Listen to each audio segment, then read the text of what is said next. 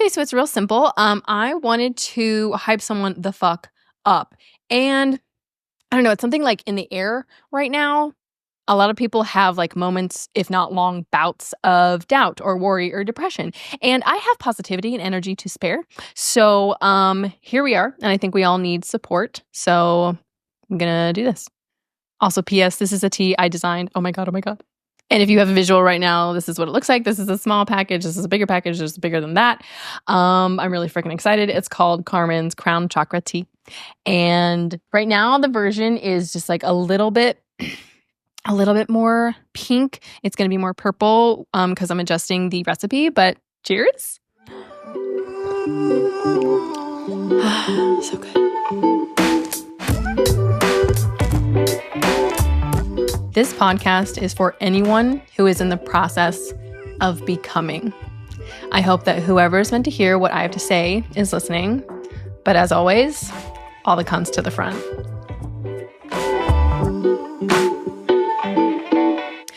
I do want to take this time to say that I am not a licensed therapist. I am not a counselor. I am just a woman who has been through some shit and picked herself up multiple times.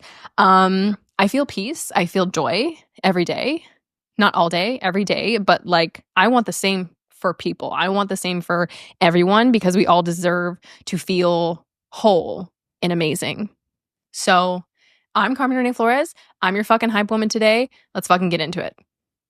So I made several posts on different platforms being like, I'm going to be your hype woman for the day. I'm doing an episode. What do you need encouragement on? What do you need nudges, like little nudges and like taking action? What do you need? And I'm so grateful for the people that wrote back. So someone with a handle, conversations under the something, it got cut off, I'm guessing, conversations under the stars, said like they needed hype in believing in your own power. They wrote, believe in your own power. That just immediately makes me want to ask you, what happened the last time your intuition was really loud and you ignored it? What is owning your power? It's about unapologetically owning your own unique to you recipe of magic and whatever that looks like. For me, I think that's realizing like fucking up forward is going step by step. And those like fuck around and find out bricks are what build your like foundation of strength, if any of that made sense. I feel like owning your power is you're not waiting for anybody's permission to be in your own power. No one else needs to validate your fucking greatness. It just exists within you. And we're the co-creators of our lives. So the good and the shitty in our lives, we have to take at least part responsibility for, even though they're outside like circumstances. There are certain things that we tolerate and we allowed people to get closer to us that we probably know shouldn't have. So I want to know, like, the messages that go in your brain in the morning. Those are the first thing that goes into your brain is what sets us up for our day, our mood, our energy, like everything. So I want to know, like, what are you putting in your brain or seeing visually when you wake up? What's happening? Like, do you need to do a simple, like, maybe 2 post-its? Maybe I can prescribe as a complete random human 2 post-its for you. One is a morning post-it on the mirror that says, I can fucking do this. And you get through the day. And that second post-it is what you look at night and it said, I fucking did it today. That's it. Or remix those and make your own like power up. Like I own my power. Ooh, even freaking power stances. There's literally studies that show when you stand in power stances for like a few minutes, any day, like your hands on your hips, like standing up straight, your back straight, your chin is up, or standing with both your fists in the air. You look into the research, honestly, but if you hold those poses, they're called power poses, and they actually affect you like energetically and some people, like some self-esteem raised from doing them. I've done that shit before. So I guess my suggestion is own your fucking power. It's already within you. You don't need anybody's fucking permission. And maybe think about what you're putting in your mind first thing in the morning. Like, I meditate, or I listen to motivational talks, or I listen to people that look like me, like women of color who have picked themselves up from like the deepest, darkest parts of their lives. You know, I listen to motivational shit and they help tell my brain that I fucking did it. You can do it. You can own your shit. You can be fully in your power unapologetically and be amazing. Woo! Next. The next one said, Executive function issues as I learn new skills. A pep talk would really help. Thank you so much. Well, Miss Jennifer, first of all, I want to point out to everyone that like being new at something means fucking up a lot. And that's good. That's a good thing because that's how someone learns. And our fucking culture like tells us that we should never be bad at something, or that means you are the weak link, or that means you're the failure. You don't have natural talent. I would do air quotes, but I don't have my hands right now. And then there's the pressure to only pursue what you're already good at, which I think is really fucking boring. And there's also a cultural message of like being bad at something isn't worth your time. So just like quit and do something else. I think it's really fucking backward, but I wanted to look into executive function and what that is. Executive function is the brain's management system. It's focusing, it's managing time, it's all those things. So here's like a little suggestion, a little bit of hype for you, okay? Break it down. Whatever the goal, whatever the new thing is that you're learning, like new skills, break it down into micro tasks or micro jobs or micro goals, whatever they are. Normalize struggling. Normalize, like it's very normal to fuck up moving forward, and it's okay to fuck up. I publicly talk about how much I fuck up all the time. It is so cathartic. I suggest it in like your close circle of whoever you can share that with. Something else to go with the suggestions that I have are recognizing when you're in overwhelm and allowing yourself to rest. I honestly used to burn out and be burnt out for like 4 days, 5 days at a time. And it was way too much, taking literally way too much energy just to be burnt out. So try to recognize when you're in overwhelm and allow yourself to rest without guilt tripping yourself or allowing anybody else to guilt trip you. Use visual aids. Write it down, put it on Post-its, whatever the goals are, whatever the micro goal is of the day. I write in my calendar every single day because it keeps me focused and on task. Do time blocking and set reminders. Interesting. I actually set reminders on my phone constantly. I time block. I even do like, I guess it's called Pomodoro method. I like work for 30 minutes on a task. I give myself a 10-minute break to like start laundry, do dishes, scroll on my phone, eat a snack, whatever it is, and then get back to it. And I just do that on repeat. And I actually get a lot more done than I would, or than I have if I just like tell myself to sit down and finish this huge task. And I just feel stressed and anxious about it, honestly. Another thing I would say is celebrate the small wins. Get really happy, get really smiley, get really giggly. Pour yourself a drink, or if you don't drink, pour yourself a non-alcoholic cocktail and dance around your room or your apartment and celebrate that you are starting to learn a new skill. Maybe you're a first grader. You were a first grader at the skill 3 months ago, and now you're a second grader. My cello teacher says I'm a second grader with honors, and I'm clinging to that. I love that. I can't wait until I get to the third grade. And when you do all of those things, those like little steps, next month, just turn up the volume a little notch. You know what I mean? Like if the micro goal is to do 15 minutes of the new skill every day, maybe next month, make it 17 minutes. You get what I'm saying? You can fucking do this new skill, whatever it is. Make a game out of it, fuck up forward, and have fun. I like this. The next one we have, the entry said, I'm brainstorming ideas to help bring my community back to a familial feeling. And some of their ideas are creative writers group, and another is handmade trinkets to hand out to people. Also, this was from Shop AI Queen or Shop AI Queen. I love community. I love this. It is so important to have that feel, especially that you want to make it like a familial like energy. I think that's beautiful. I've had a few free meetups myself, and it's just like, it's so nice to get people together. It's so enjoyable. And I love your ideas. And just because I'm an idea man, I have a few more, and you can take them or leave them if you want to.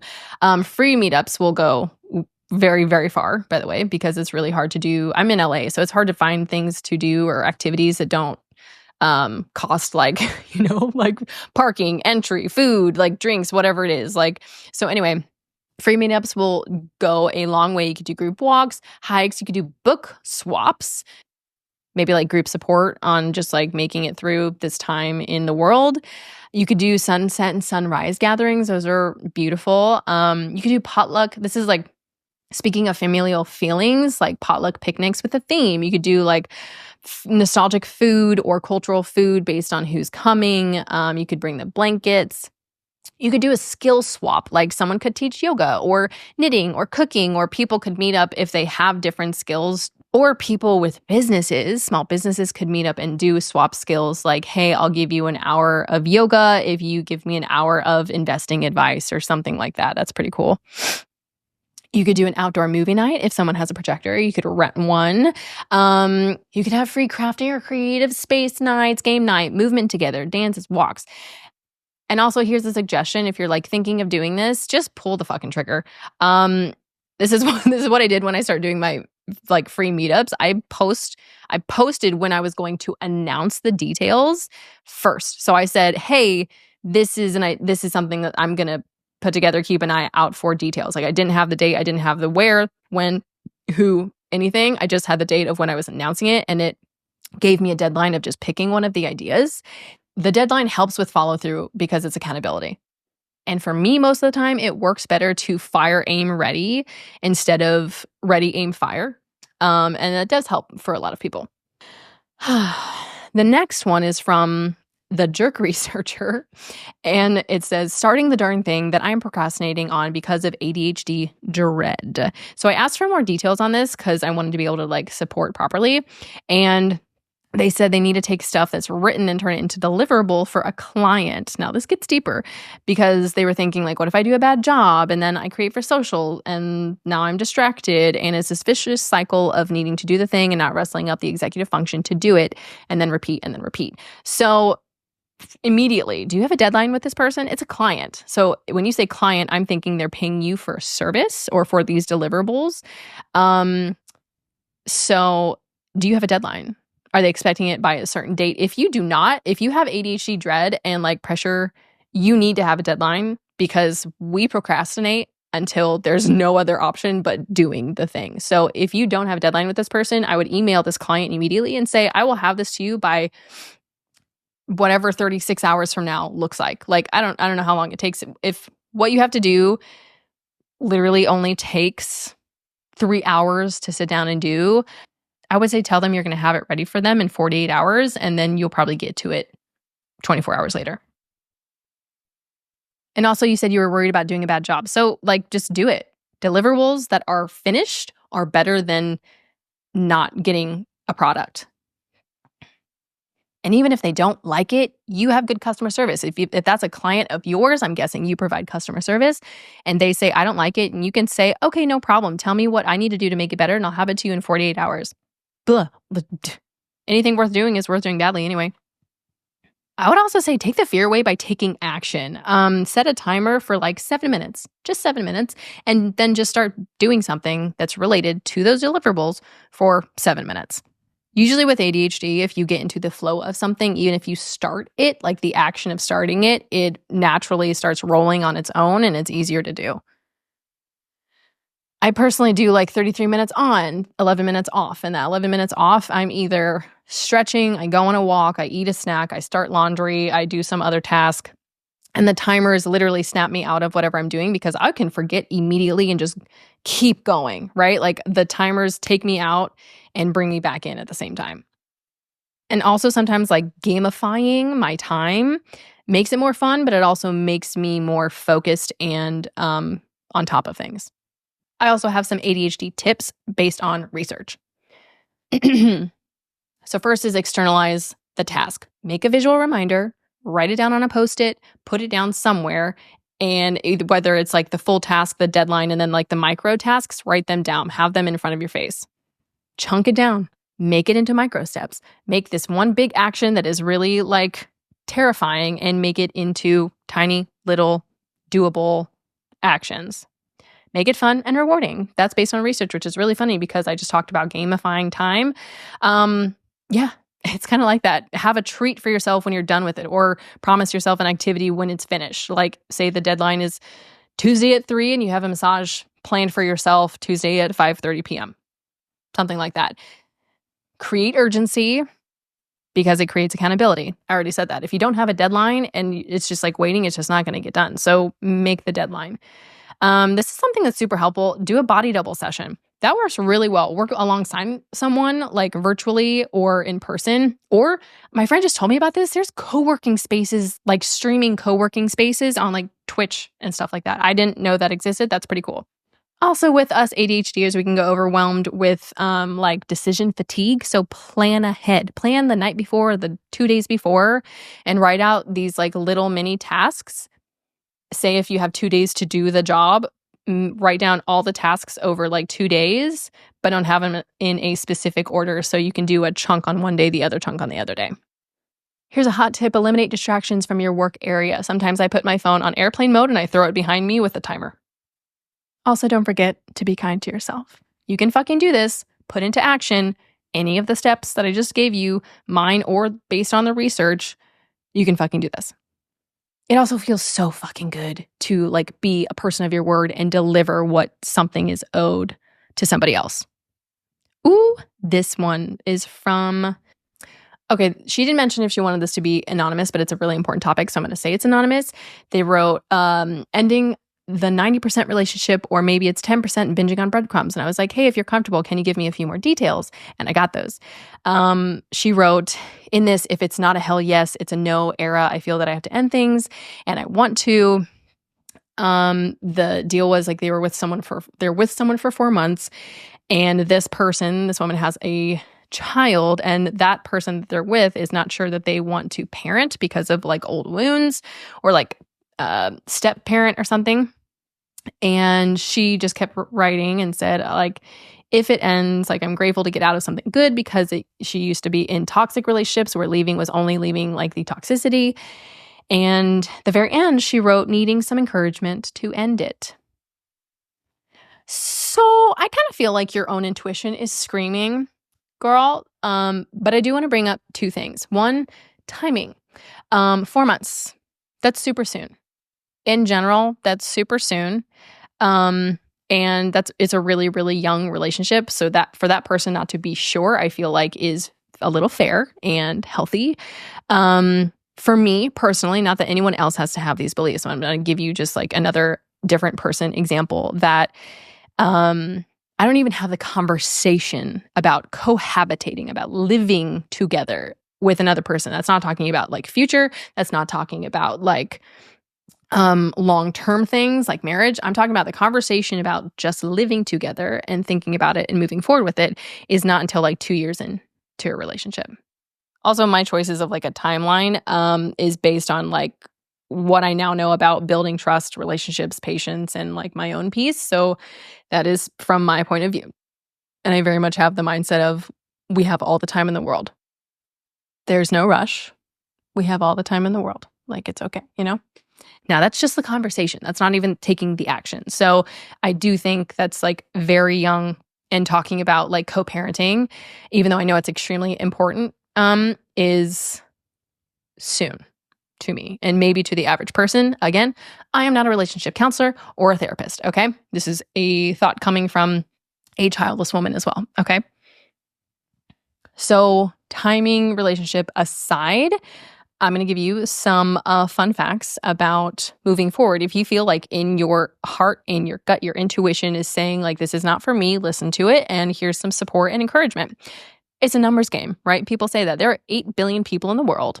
And even if you narrow it down by gender, age, range, location, loves kids, want to do all these things, like they're ready to parent, there are still millions of potential partners. Even in the United States, there's 126 million single adults, and we make up 50% of the population. And studies show that if you're selective and you want that like soulmate, like the one energy, there are still hundreds, if not thousands, of people that you could create a fulfilling and happy life with. So there is no shortage.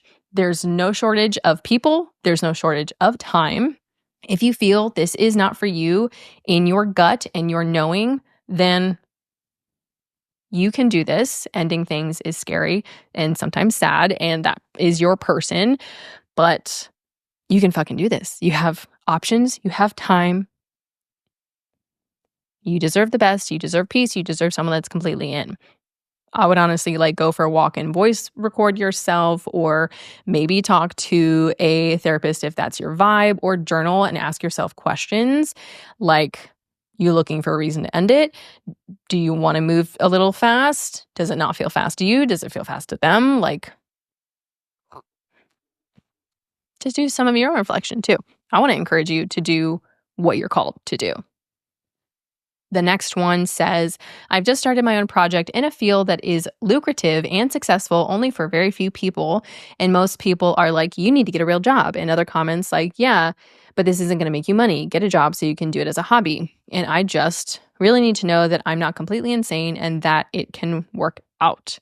I asked for more information and they gave it to me. And they were sharing that they were like recently unemployed. They also had like a snafu with like living situation in another country. They're living in Mexico. That their father is helping them with money right now and costs. And she also said she's the only woman in Mexico City doing this type of thing. And I asked what it was, and it was taking dancing videos, not of her dancing or teaching, but like creating dancing videos in different areas. She got a new iPhone, but also has ADHD, needs to get a grip, doesn't want to go back to a corporate hellscape, and all of that. So my immediate thought for you is I would probably redefine what like a real job means, because I have what I call a vanilla job, and it supports my life and my goals right now, for now. A real job doesn't have to mean like jail forever or corporate jail, you're stuck there. No one's going to keep you there.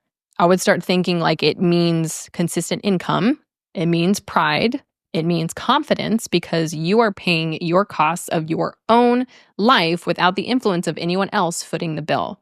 I would honestly get a job. It doesn't have to be, quote, real job or corporate, like horrible. I would just get a job immediately. Especially if you want to be a creative, because it's really hard to enjoy creating when you are in scarcity mindset. It's really, really hard to create anything when you're in scarcity mindset or worried about like your costs of and stress of like bills and everyday costs and living. And that's consistently on your mind. It's really stressful. It's hard to make anything from a space of like love and creativity when you have like scarcity in the back of your mind. I really think it'll give you confidence and security while you work on your goals, your inspiration, like what you really want to do. I would also try to understand the timeline for creative careers. Like for me, when I first started out and I was like, this is what I want to do. I want to be a creator. I want to help people. I want to give value. This is my year. I'm going to be like quitting this job in like a few months. I only have it for now. No big problem. But now, knowing what I know now, like 2 years down the road, I'm like, this is my fucking decade and I can make this happen. And I may quit my job in another year, my vanilla job, or 2 years. Like even a small business, like the first 3 to 5 years are the hardest to get through. And most people have supplemental income, so they're not creating something or going toward their goal in scarcity mindset, in stress, or like they have shit coming and they're taking care of themselves as human beings need to. So creative paths take time. I would give yourself time to grow slowly and learn. Because most people who are creatives, who have made it, have been hustling for decades, but labeled overnight success. Another thing I would say is like expand your scope. This is doable. This is totally doable, but do your research. When you said you're the only woman in like Mexico City making these videos, with total love and total respect, you're not. I can find like I think I found like 5 accounts immediately of people doing like bachata videos or teaching or like just taking them for social media for like different locations. No, like even what I'm doing is not unique. What I'm doing is not unique. Someone else somewhere is saying the exact same shit as I am. It's just how they're doing it, and I'm saying it how I say it, and that's what makes me stand apart. There's a bunch of people that are creators. There are a bunch of people like me who talk about healing from trauma, okay? But what makes it me is how I speak and how I create it. You're not going to do anything new. Everything is a remix, which is why I don't think people should be scared to do it, because even if it's already been done, it hasn't been done by you. And what I mean by expanding your scope and doing like other research, because you want to make or record dancing videos. How do you make a career out of that? This could be like a seed to something bigger too. You could start teaching classes. You could create workshops. You could have like pop-up dance meetups and charge a few bucks for it. You could explore storytelling through the videos that you're taking. It can have like this beautiful seed can have many branches and not just one. I would set small achievable goals, and I would also find a mentor or a community, because when you surround yourself with people who are kind of doing the same thing or on the same path, you can have a lot of insight to go along with it. And here's just a couple suggestions from like one creator to another. I should know from up to like a second on your profile, whatever social media profile that is, to know what you're into or what you're up to. So consider that when you're doing like your social media platform profiles. If you have a logo on your videos, which you do, don't cover the dancers. If that's what you want to be, like the shining star of the video, put that beautiful little logo in the corner and keep it there the entire time. So if anybody remixes it or takes a video or downloads or whatever, your logo will be there forever. Use free platforms and post consistently if you can daily, but like 3 times a week minimum to start. Like you need to start being consistent so that algorithm knows that it can count on you to provide content for that platform. I would become an expert on new platforms and just do research. Just give time. Like I was literally folding laundry the other night and watching review videos about email, like newsletter type of programs. Accountability is also going to be your best friend. I would announce publicly what your goals are, or maybe like the date of your like website launch or something, and start there. Like take these tiny little steps. You don't have to do everything at once. Just tiny little steps. Make them accountable. It's all doable. Because everything I'm telling you that you can do, you can choose platforms or website builders that are completely free, but it takes a fuck ton of effort. So I am encouraging you to fuck around and find out, because it's absolutely possible what you want to do. Just like, do you have the energy and effort? Are you going to put that in to do it? You can fucking do it.